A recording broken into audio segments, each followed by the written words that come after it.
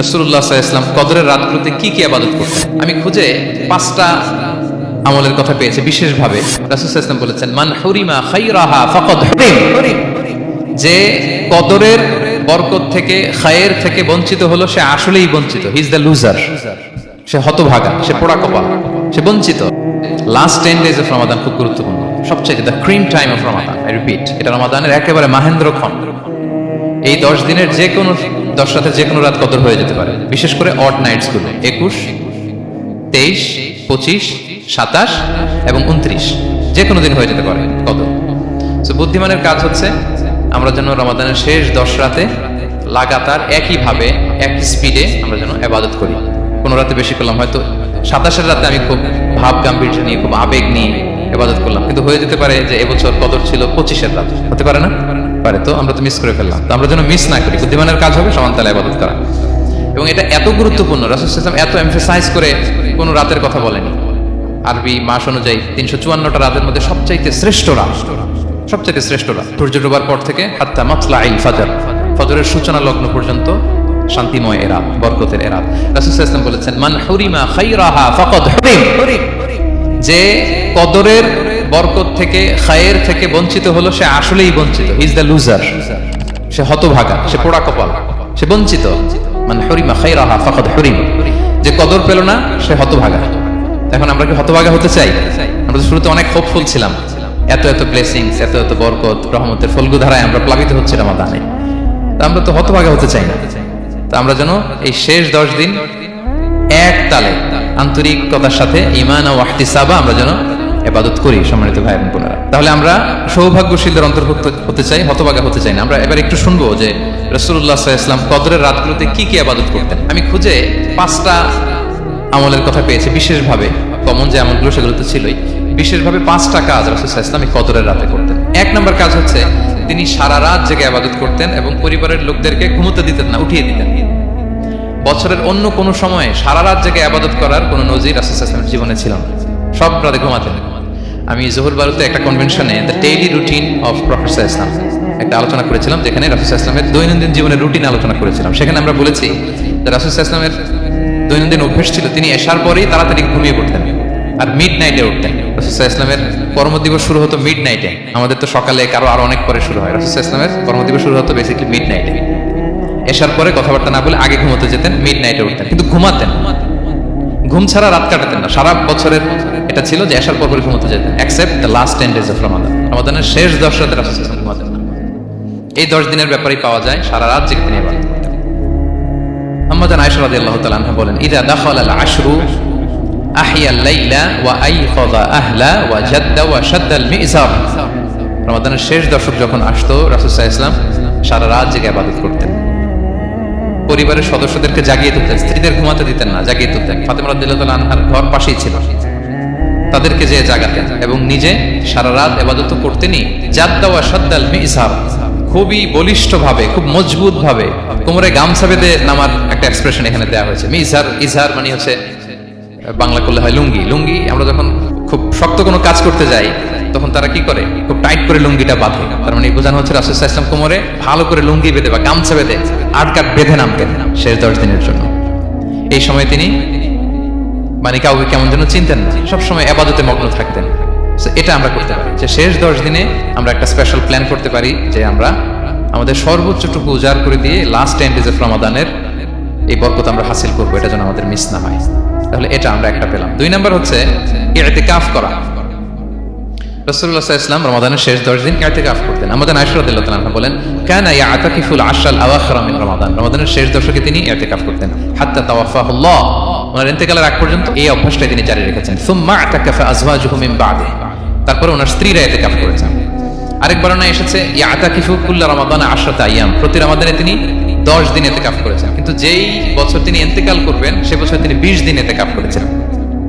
প্রতি রমাদানে 10 দিন, আর যে বছর ইন্তেকাল করবেন সে বছর কয় দিন? 20 দিন তিনি ইতিকাফ করেছেন মসজিদে নববীতে।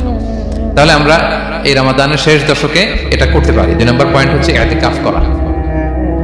যারা আমরা করিনি তারা আমরা ইতিকাফ করতে পারি। আমাদের আইআইএম এর মসজিদ এটা ইতিকাফের জন্য একটা উর্বর জায়গা। আমরা যখন এই ক্যাম্পাসে ছিলাম তখন দেখেছি যে এখানকার এতেকাফের পরিবেশ যে এত সুন্দর, এটা কল্পনাই করা যায় না। অসাধারণ পরিবেশ।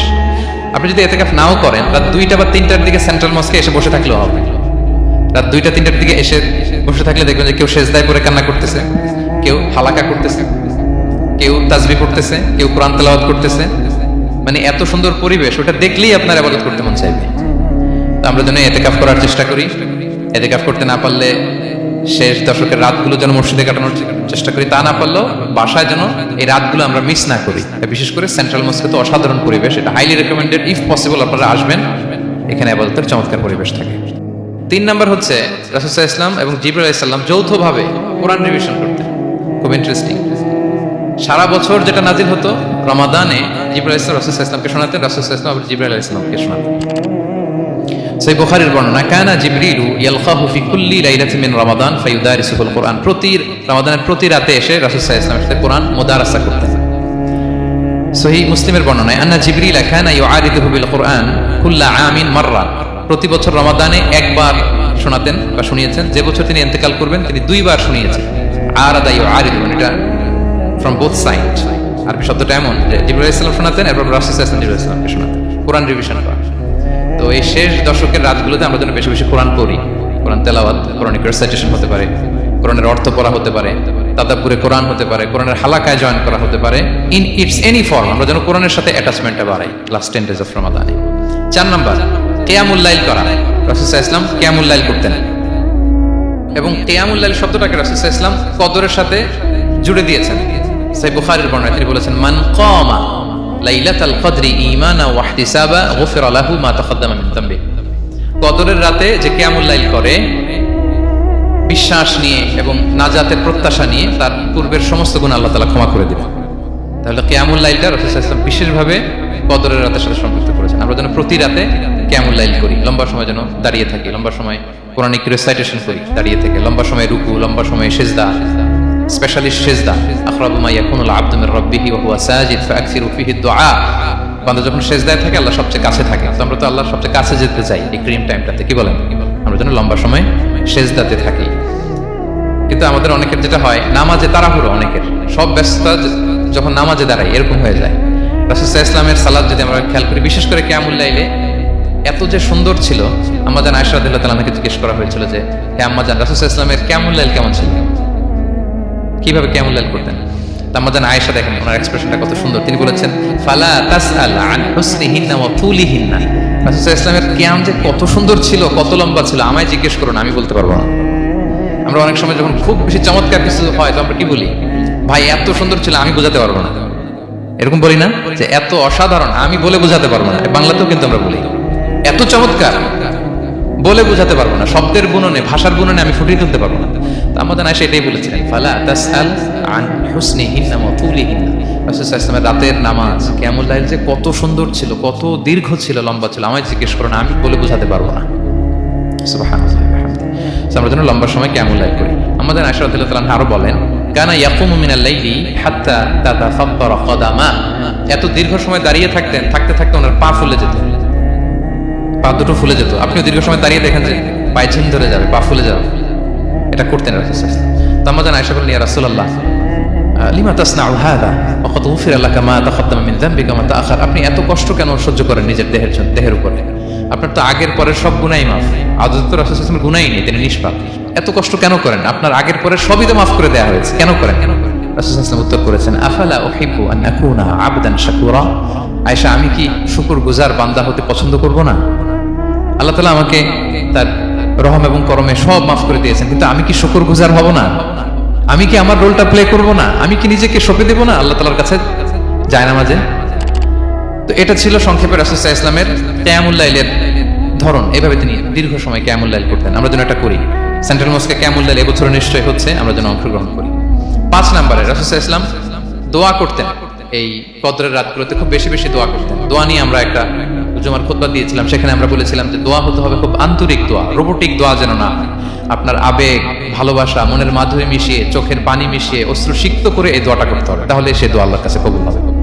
আমরা যেন আমাদের ভাব, আবেগ সব ঢেলে দিতে পারি আমাদের দোয়াতে, আমাদের সিজদায়, আমাদের কিয়ামুল লাইলে।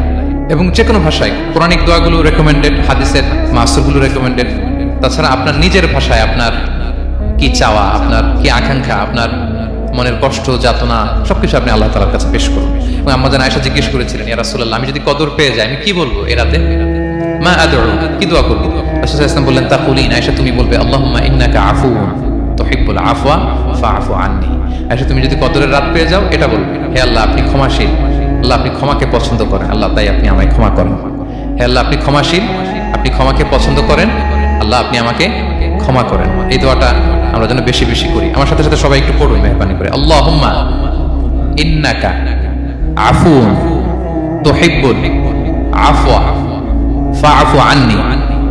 আল্লাহুম্মা ইন্নাকা আফুউন তুহিব্বুল আফওয়া ফাআফু আননি। হে আল্লাহ আপনি ক্ষমাশীল, আপনি ক্ষমা করাকে পছন্দ করেন, আল্লাহ আমাকে ক্ষমা করেন। আমরা আমাদের নিজেদের ভাষায় অনেক দোয়া করতে পারবো, কিন্তু রাসূল সাল্লাল্লাহু আলাইহি ওয়াসাল্লামের শেখানো দোয়াগুলো এটা হচ্ছে মানে very precise in wording but comprehensive in meaning. এটার অর্থ, এটার আবেদন এটা অনেক বেশি। আমি অনেক 10টা 20টা বাক্যগুলো এত সুন্দর কথা মিলাতে পারবো না। রাসূল সাল্লাল্লাহু আলাইহি ওয়াসাল্লাম যেটা শিখিয়ে দিয়েছেন, আগে আল্লাহর প্রশংসা করলাম, আল্লাহ আপনি ক্ষমাশীল, আবার প্রশংসা, আল্লাহ আপনি তো ক্ষমা করাকে পছন্দ করেন। যেটা আপনি পছন্দ করেন না ওইটা তো চাচ্ছেন না, যেটা আপনার পছন্দ, যেটা আপনি করতে ভালোবাসেন, গাফিরিয যামবি ওয়া কাবিলিত তাওব, আপনি ক্ষমা করাকে পছন্দ করেন, তওবা কবুলকে আপনি পছন্দ করেন, তো সেটাই তো চাচ্ছি আপনার কাছে, আপনি আমার তওবা কবুল করুন, আল্লাহ আপনি আমাকে ক্ষমা করুন। সো এই দোয়াটা প্রত্যেক রাতে যেন আমরা বেশি বেশি করি সম্মানিত সুধী। এবং এই যে রিমাইন্ডারগুলো শুনলাম, এটা রমাদানের পরেও যেন আমরা অব্যাহত রাখি।